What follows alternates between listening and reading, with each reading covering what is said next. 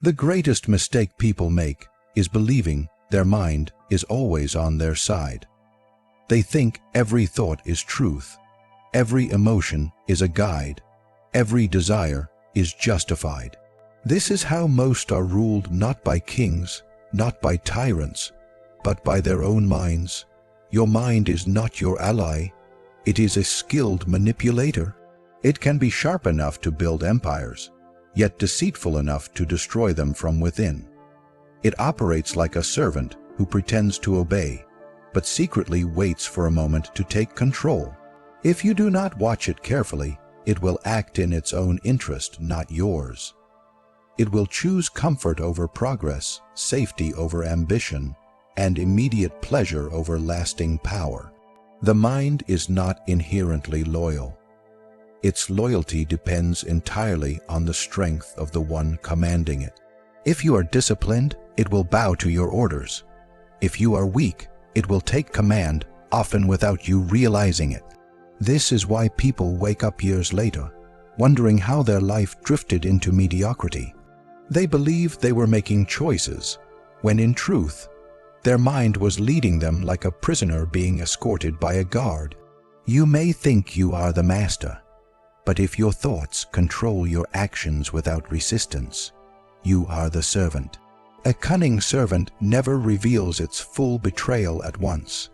Your mind works the same way.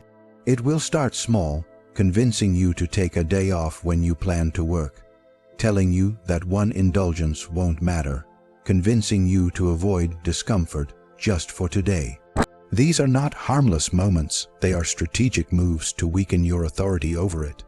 The more you comply, the more it learns it can rule you. Over time, your decisions become less your own and more dictated by habit, impulse, and fear. This is why you must treat your mind as you would treat a dangerous subordinate, useful, intelligent, but always under suspicion. You must observe it with cold calculation, never allow it to negotiate against your goals. When it tempts you with comfort, see it as a bribe. When it whispers excuses, hear it as an enemy's voice. If you accept these whispers without challenge, you give it permission to dominate you. Your mind's cunning nature is why so many fail to achieve anything remarkable. They think the battle is against the world, but it begins inside. The enemy is not out there. It's in the private corridors of your own thoughts. A weak mind will lead you into traps and call them opportunities. It will let you waste years chasing the wrong things, and then feed you the lie that you had no choice. The truth is brutal but clear. You cannot afford to trust your mind blindly. You must rule it with the same suspicion and firmness you would use on someone who could overthrow you. You must remind it daily who commands. If you fail to assert control, it will happily take control of you, and once it does, it will not easily give it back. Your mind is a cunning servant, not a loyal friend, and if you do not treat it as such, it will one day turn from servant to master without warning. Defeat does not arrive with a loud crash. It enters quietly, disguised as something harmless. The decay of mental strength does not begin with grand betrayals of discipline. It begins with moments so small you hardly notice them. You decide to stay in bed an extra 30 minutes, telling yourself it's just this once. You skip a task you promised yourself you'd complete because you feel tired. You reach for distraction when faced with something difficult. These moments seem insignificant, but they are seeds of weakness. Every time you give in, you water them, and they grow into habits that consume your will. People like to believe that weakness is something forced upon them by external circumstances, but more often it is invited in through small indulgences. When you surrender to comfort, you are not just making a minor decision. You are shifting the balance of power inside yourself. Your mind learns that it can tempt you, and you will obey. With every surrender, the voice of resistance grows quieter, and the voice of indulgence grows louder. What starts as a single skipped task becomes a pattern of avoidance. What starts as one missed day of discipline becomes a week, a month, and then a life defined by mediocrity. Small indulgences are dangerous because they carry no immediate punishment. When you break a promise to yourself, no God appears to arrest you. The world doesn't stop moving. You feel no real consequence, at least not at first. But the cost is accumulating in silence. The first time you give in, your mind sees it as an exception. The second time it becomes easier. By the 10th time, it is no longer a choice. It is who you are. This is how a person who once had ambition becomes a person who merely talks about what they wish they could do. The deception lies in how harmless these indulgences feel. Your mind will present them as necessary for your mental health, as a deserved break, as something reasonable. It will tell you that everyone rests, everyone delays, everyone deserves moments of ease. And while that may be true, those who dominate their own lives do not take those moments when they are supposed to be advancing. They understand that giving in, even slightly, weakens their command over themselves. They choose to act even when they do not feel like it because they know every act of obedience to their will strengthens their control. The worst part is that weakness, once it takes root, seeks to protect itself. Your mind will start building justifications to make your indulgences feel noble. You will begin to believe that slowing down is self-care, that avoiding challenges is listening to yourself, that quitting something is choosing peace. These are lies designed to make you feel comfortable while your discipline rots. The truth is that every small indulgence is an act of surrender, and your mind remembers every surrender. It uses them as evidence against you, proof that you can be swayed, proof that you are willing to negotiate with yourself when you should be issuing commands. The smallest indulgences are not small at all. They are the first cracks in the wall that was meant to protect you from your own weakness. If you seek to rule your mind, you cannot rely on comfort to shape it. Comfort softens you. It makes your instincts slow, your will fragile, and your ambition dull. A mind grown accustomed to ease will resist any command that demands effort. It will rebel against discipline because discipline feels like pain, and pain is the one thing a weak mind fears most. This is why you must embrace pain as a weapon. Pain is not just an obstacle. It is the forge where your authority over your mind is created. Pain strips away illusions. When you push yourself beyond the point of comfort, you see the truth of your mind. You hear its complaints, its excuses, its bargains. It tells you to stop, to slow down, to take the easier route. This is not weakness leaving your body. It is weakness speaking, trying to negotiate its survival. If you stop when it speaks, you prove that your mind commands you. But if you continue, if you push past the point where you want to quit, you prove that you are in control. In this moment, pain becomes your ally, because it reveals the exact line where your mind begins to resist. And once you see that line, you can cross it deliberately. Restraint is the other weapon. If pain builds strength, restraint preserves it. To rule your mind, you must deny it certain pleasures, not because pleasure is evil, but because your mind must learn that it cannot have what it wants simply because it wants it. Every time you deny yourself something you crave, you sharpen your command. You teach your mind to obey orders even when those orders go against its impulses. This is not self-punishment, it is training. Just as a ruler controls the flow of resources to maintain power, you control the flow of comfort to maintain discipline. Without restraint, the victories earned through pain will be undone. You can train hard one day, but if you indulge without limit the next, your mind will still believe it can bargain with you. The balance of power remains fragile. True mastery is when your mind knows there is no negotiation, that when you say no, it is final. Restraint is how you make that truth permanent. It is the unspoken rule your mind learns to accept. That desire alone has no power here. Those who fear pain and avoid restraint become prisoners of their own thoughts. They live within the narrow boundaries their mind allows them, never realizing those walls could be broken with the right force. Pain is the force that breaks the walls. Restraint is the discipline that ensures they never rise again. Together, they transform you from a servant to a ruler. They harden your will until it can resist the soft whispers of temptation. They make your commands unquestionable. They turn your mind from a rebellious subject into an obedient servant, not through kindness, but through strength earned and enforced. Pain and restraint are the weapons of mastery, and without them, no one truly rules themselves. Your mind is not always loud when it moves against you.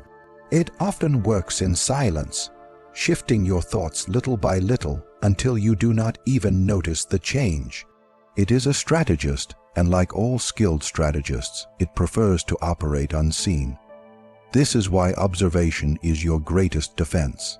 To rule your mind, you must become its watchman, studying its movements with the same cold attention you would give to an enemy planning a rebellion. Without observation, you are blind to the traps it lays for you, and a blind ruler is easy to overthrow. Observation begins with awareness. Most people drift through their days reacting to their thoughts as if they were commands. A desire arises, and they act on it. A fear surfaces, and they retreat. An excuse appears, and they accept it. They do not pause to question the source, the motive, or the consequence. This is how the mind maintains its control, by keeping you so distracted with action that you never stop to see the pattern. To defend yourself, you must slow down enough to study it. Every thought must be examined. Why did it appear now? What does it demand? Does it serve me, or does it weaken me? Observation is not judgment. Judgment comes after, but observation is the discipline of seeing without interference. You must be able to watch your mind's impulses without immediately acting on them. You must see your cravings without feeding them, your fears without fleeing, your laziness without obeying it. This distance between thought and action is where power is built. The mind thrives on unchallenged influence. When you begin to watch it closely, it feels the tightening of the leash. Your mind will resist this scrutiny. It will try to overwhelm you with thoughts so rapid you cannot examine them. It will try to distract you with urgency, telling you that there is no time to think, only to act. This is a trap. Urgency is often a disguise for avoidance. By keeping you moving, your mind keeps you from noticing where it is leading you. When you stop and observe, you strip away that disguise. You see the intention behind the impulse, and once you see it, you can decide whether it deserves to live or die. Observation also reveals the patterns of your weakness. You may notice that certain environments, people, or times of day make your mind more likely to betray you. You may see that the same excuse appears in different forms, wearing different faces, but serving the same purpose: to make you retreat from discomfort. These patterns are weapons your mind uses repeatedly. Once you recognize them, you can prepare for them, even counter them before they strike. Without observation, you live as a puppet whose strings are pulled by thoughts you never question. With observation, you cut the strings one by one. You create space between your mind's desires and your own commands. You begin to see clearly where you are strong and where you are vulnerable. And with each moment of clear seeing, you take back territory that your mind once controlled in the shadows. Observation is your greatest defense, because it is the skill that exposes every plot, every weakness, and every betrayal before it has the chance to destroy you. Ruling your mind is not something you accomplish once and then move on from. It is not a battle with a clear beginning and a final end. It is a siege that lasts for the rest of your life. Your mind will not surrender permanently. Even after you break it into obedience, it will look for opportunities to reclaim control. It waits for the moments when your guard drops, when you are tired, distracted, or convinced you have already won. This is when it strikes, quietly at first, with small temptations that seem harmless, and then with greater acts of rebellion once it senses you are losing discipline. Those who believe a single act of will can secure permanent mastery fall into the most dangerous trap of all: overconfidence. The moment you believe your mind is fully loyal, you begin to relax the discipline that keeps it under control. You allow yourself indulgences you would have denied before. You tell yourself that you are strong enough to handle them. You believe you can step away from vigilance without consequence. But the mind thrives in those gaps. It uses them to rebuild its strength, to test your boundaries, to slip its influence back into your decisions. By the time you notice, it has already reclaimed territory you fought hard to take. This is why ruling your mind must be treated as a siege: constant pressure, constant watch, constant reinforcement of authority. You cannot allow comfort to convince you that the fight is over. The siege never ends because the enemy never leaves. It lives inside you, adapting to your methods, learning from your discipline, and waiting for the right moment to test your defenses again. In a siege, even a moment of weakness can be fatal. You can hold the walls for years, but one open gate is enough for the enemy to flood in. The same is true of your mind. You can go months or years without giving in, but one act of surrender, one indulgence allowed to pass without challenge, can undo much of the discipline you've built. Once your mind sees it can push past your defenses, it will keep pushing. The only way to stop it is to never let the gate open in the first place. A lifelong siege demands endurance. You must learn to live in a state of controlled tension, always ready to confront rebellion, but never letting that readiness exhaust you into apathy. This is why many fail. They either grow tired of the watch or believe they no longer need it. They forget that the mind is patient, far more patient than most people's discipline. It will wait as long as it takes for you to become complacent. And when you do, it will begin the slow process of reclaiming control, piece by piece, until you are serving it again without even realizing it. Victory in this kind of war is not measured by moments of control, but by the unbroken chain of days, months, and years in which you hold the line. It is the discipline to wake up every day and declare again and again that you are in command. It is the refusal to allow even the smallest rebellion to go unanswered. It is the understanding that there is no final triumph, only the ongoing siege that proves, day after day, that you still rule. Command is not a single victory, but a lifelong siege. And the moment you forget that, the walls begin to crack. The war for your mind is the most decisive battle you will ever fight, because every other victory depends on it. A mind left unchecked will betray you in small, almost invisible ways, guiding you toward comfort, distracting you from your purpose, and convincing you to accept weakness as wisdom.